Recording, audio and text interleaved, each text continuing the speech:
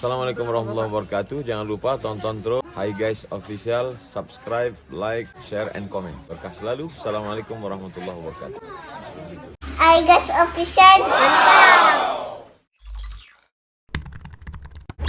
Alhamdulillahirrahmani arsala bil huda wa dini haqqin mustafahu Ahmad. Allahumma salli wa sallim ala sayyidina Muhammadin salatan taghfiru biha jami'an dhunub wa ala alihi wa sahbihi wa tabi'ina wa man bihadihim iqtada. Asyhadu an la ilaha illallah wa anna sayyidina Muhammadan abduhu wa rasuluhu sayyidil ajami wal arab la nabiyya ba'dah. Amma ba'd. Para asatid yang saya hormati, Ustadz Jazil, semoga diparingi panjang umur, sehat selamat, kita atillah ala ta'atillah wa ta'ati rasulih. Akhina Ustadz Abdul Somad, Akhina Ustadz Profesor Abdul Somad LCDESA PhD, yang semoga diberi oleh Allah panjang umur, sehat. Akhi fillah Ustadz Salim Afillah, yang luar biasa menjadi tuan rumah untuk pada saat ini dalam keliling dakwah kita berempat. Saya Ustadz Lukman, Ustadz Abdul Somad, dan saat ini sedang bekerja dengan pesantren masyarakat Merapi Merbabunya. Semoga Allah berikan beliau hajat bangsa dunia akhirat. Saudaraku Ustadz Lukman tadi tidak ada ya? Ada jelas. Ustadz Lukman, I love you full, Ustadz. Yang kalau antum buka di Instagram Lukmanul Hakim tidak pakai spasi, Ustadz ya, tidak pakai spasi. Semoga beliau diparingi kesehatan, kelancaran, keberkahan. Saya sebelum beliau datang tadi masih tenang, cuma begitu beliau datang auranya itu beda, Ustadz Faizal.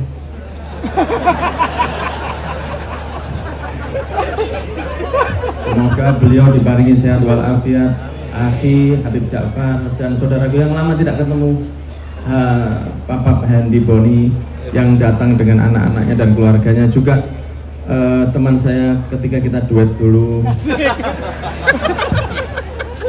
Bang Rizal Armada serta keluarga, semoga sukses, dan semua yang ada di sini. Ustadz Bara Mas'ud, Kang Sasongko Jati, siapa? Ahmad Rosadi, sorry.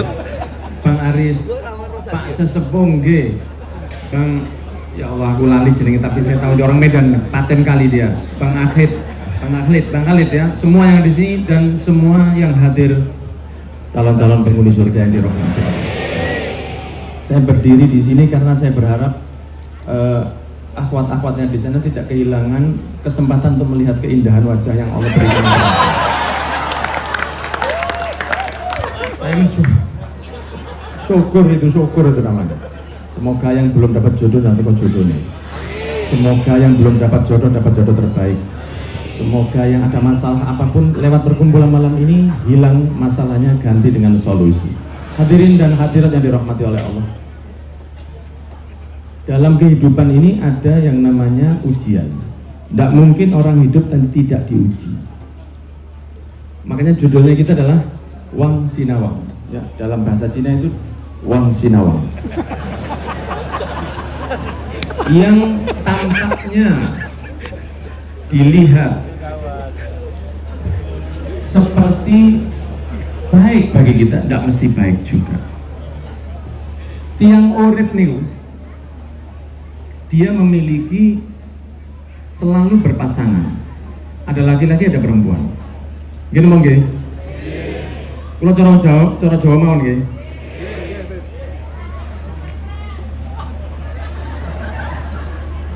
Gak ngerti? Bukan salah saya. Kados ngeten nggih, kula niki masih irungi bangir tapi saya cara Jawa kula. Walaupun saya belum tes DNA.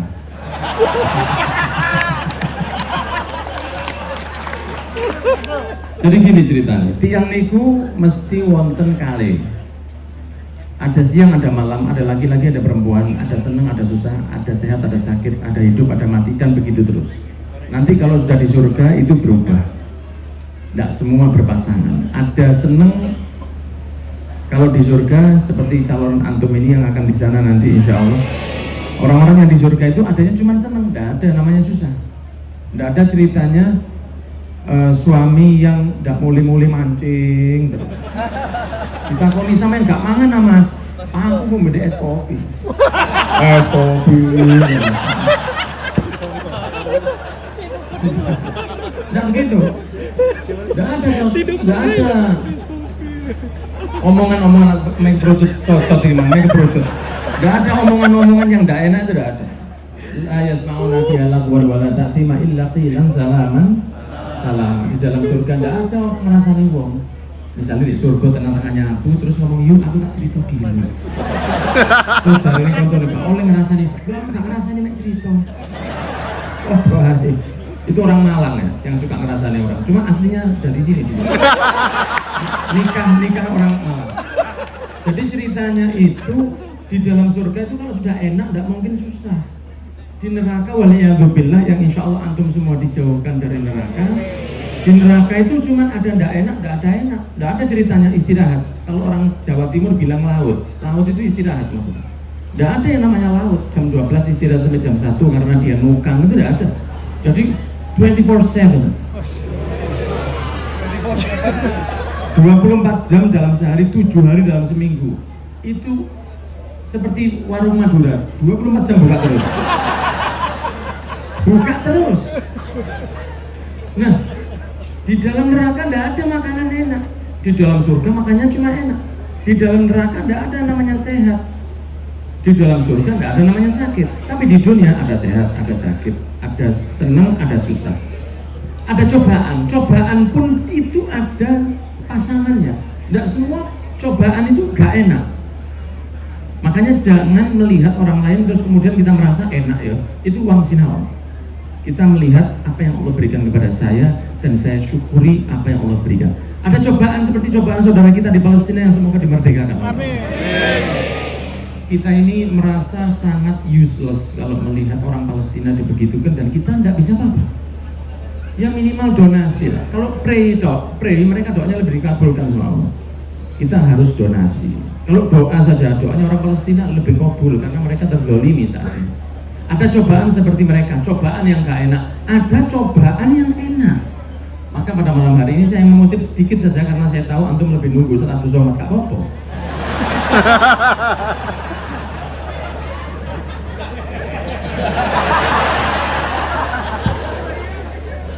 Jadi ada cobaan itu yang enak. Cobaan contohnya sama siapa? Datang ke Nabi Sulaiman.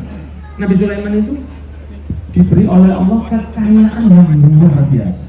Semoga yang ada masalah ekonomi lancar, insya Allah bisa berangkat haji plus bersama jejak iman.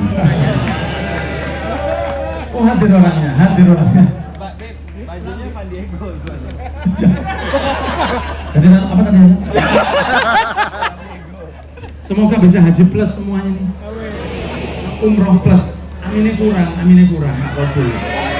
Saya ulang lagi, semoga yang hadir bisa haji plus kabel. Kabul insya Allah.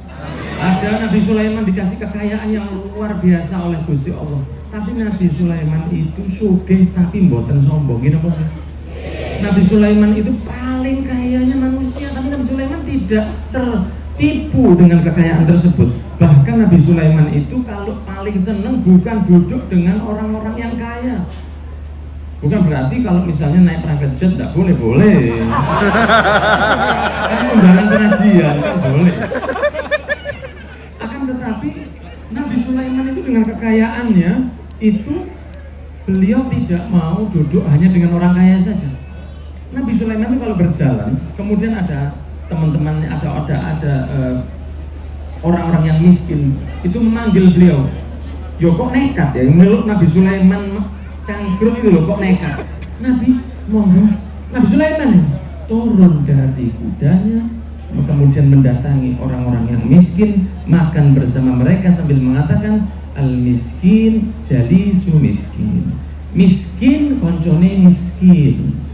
Karena apa? Karena dia tahu bahwa kekayaan hanya milik Gusti.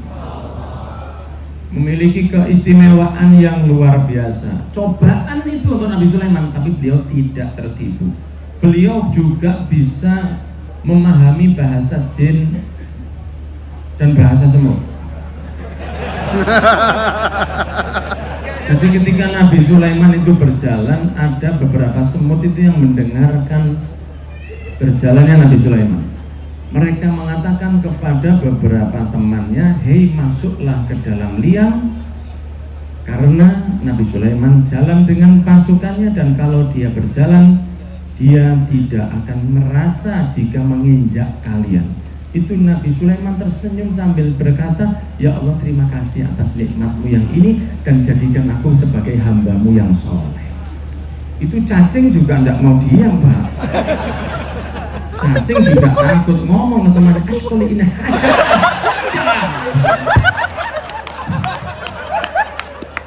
Kepingin dia. Itu ngomongin sama Faizal.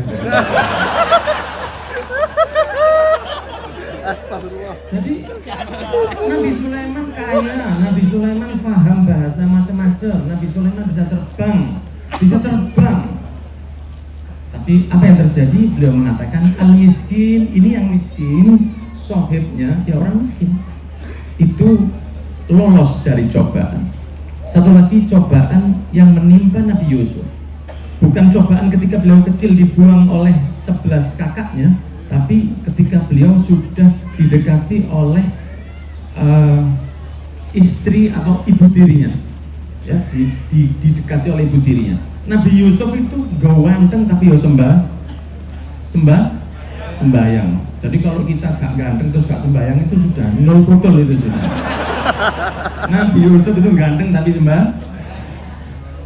Jadi Nabi Yusuf itu ketika berusia kurang lebih 17 tahun, semakin tampan beliau, mata beliau yang indah, rambutnya indah, tubuhnya tinggi semampai, dan memang kulitnya putih. Kemudian beliau mendapat cobaan, dipanggil oleh ibu tirinya masuk ke dalam kamar, yang kamarnya itu memiliki beberapa pintu, ya, beberapa pintu.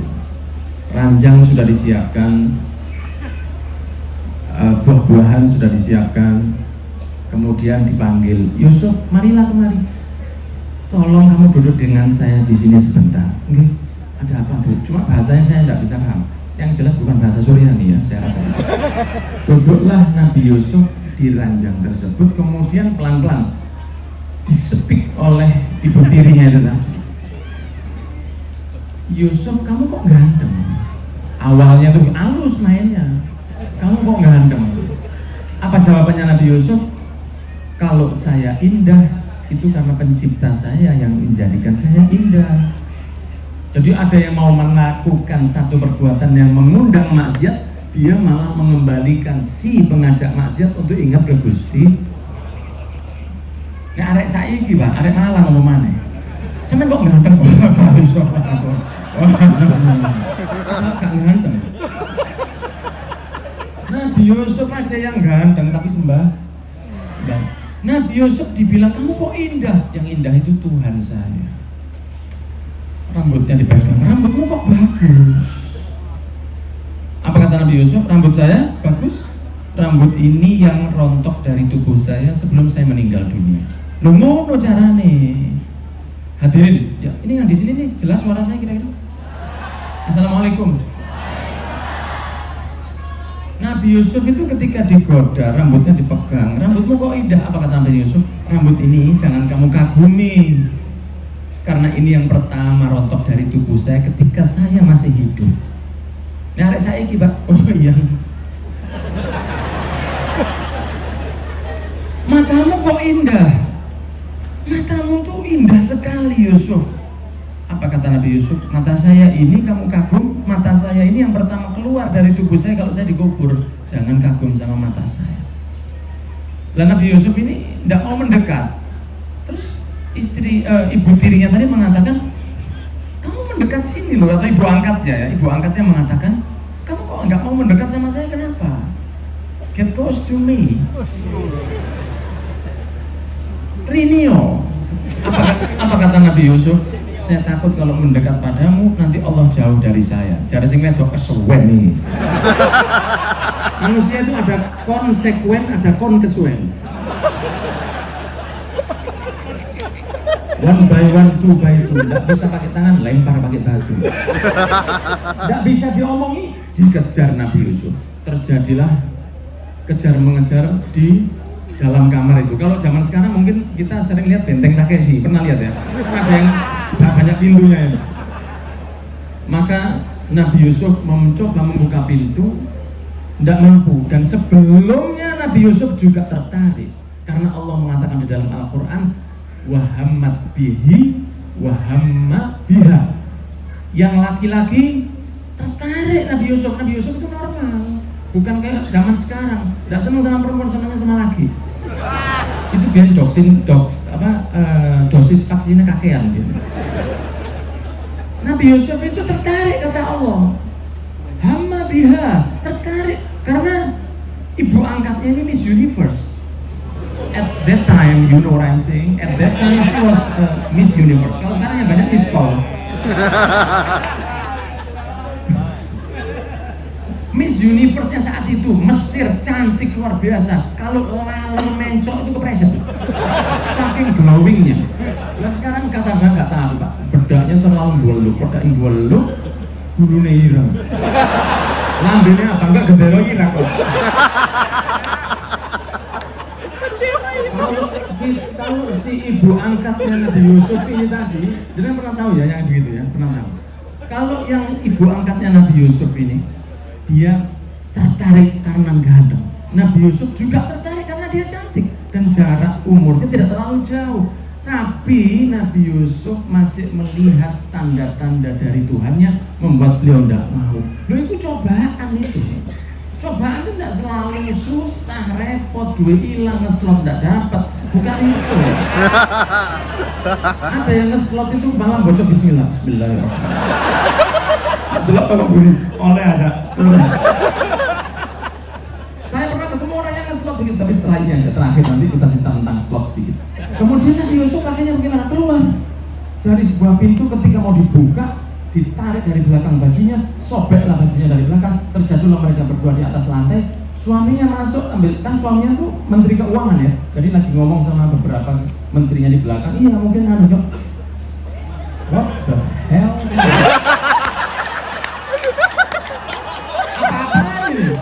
Mereka berdua ada di bawah. Kata si perempuan begini, ini mau memperkosa saya. Jadi Nabi Yusuf dulu,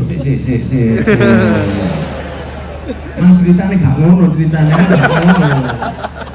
Ini mau melecehkan saya. Tapi lihatlah kalau orang cekelan nang Gusti Allah. Makanya pemuda yang mau nolak perzinahan, dia akan mendapatkan naungan terbaik sebelum masuk surga. Ada laki-laki ditawari zina sama perempuan, dia mengatakan tidak, saya takut sama Allah, surga bagi dia. Ada teman, kamu dijak zina, iya, kamu mau, saya tolak, kenapa?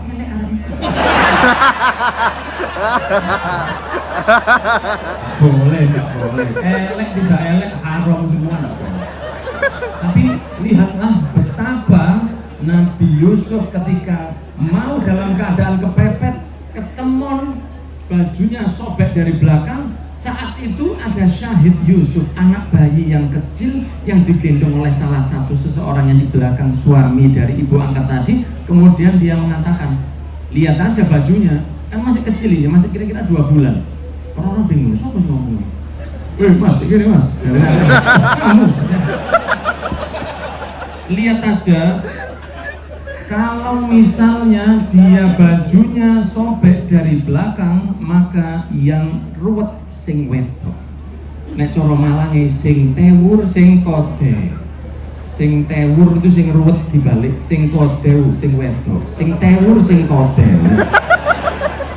Angel. Tapi kalau yang sobek dari belakang berarti sing tewur sing nganal alias sing lanang. Dilihat bajunya selamat, baju yang depan tidak sobek nah. Mangin pas sempat sobek kan gak enak, sobek depan belakang kan beres. Tapi yang sobek belakang, apa kata suaminya? Kamu ruwet kamu. Selamat. diselamatkan oleh Allah dengan cara yang tidak masuk akal. Kenapa? Cekelan nang Gusti. Maka di malam yang mulia ini saya mengajak semua yang hadir, ayo jauhilah maksiat yang membuat kita semakin jauh dari Allah. Jangan melihat orang lain, lihatlah diri sendiri. Sudah apa yang saya buat untuk Nabi Muhammad SAW? Kita bangga ada Joko Karyan. Mungkin Joko Karyan bisa ada banyak Joko Karyan yang lain di Indonesia. Amin. Dan dijadikan orang-orang yang selamat di dunia wal akhirat. Cerita slotnya next aja yang gampang. Ya terakhir, satu orang nganter besi ke rumah saya. Ini saking bahayanya slot. Datang ke rumah saya nganter besi. Ini besinya nggih. Saya lihat, kok main Candy Crush ya, saya bilang gitu. Saya lewat, dia main terus. Setelah saya lewat, ternyata ada main slot. Nah ini masalah besar. Banyak terjadi bunuh diri gara-gara slot. Gimana Bang? Kalau malam ini tidak ada yang main insya Allah. Tidak tahu yang streaming kan begitu. Loh, orang yang nggak punya aja main sekarang. Ayo monggo, bolo-bolo yang bisa ngandani konco dikandani. Saya lihat begini, kalau saya tidak nasihati, saya dosa. Saya mikir, apa cara nasihati garangan nih, cara nih. Jadi saya masuk rumah, saya pura-pura ngambil air, saya kasih air dia. Terus saya bilang, Mas, nggih, jangan ngeslot. Oh, nggih, boten. Ketahuan dia. Minggu depannya nganter lagi, dia tidak masuk rumah, diisori wit. Wah, jadi kurang ajar ini. Saking bagaimana rusaknya zaman ini. Ayo, semua yang hadir di sini, ada maksiat, ayo dindekno. Ada amar ma'ruf nahi mungkar. Majelis malam ini luar biasa, semoga kita diberikan keberkahan. Semua para asatidz diberikan keberkahan oleh Allah. Kita tidak kumpul hanya tahun ini, tapi tahun-tahun berikutnya dan sampai di dalam surga bersama Nabi Muhammad SAW. Saya mohon maaf kepada para asatidz atau kepada para hadirin hadirat kalau ada salah ucap saya. Isor mejo ono ulani, ojo gelo wis carane.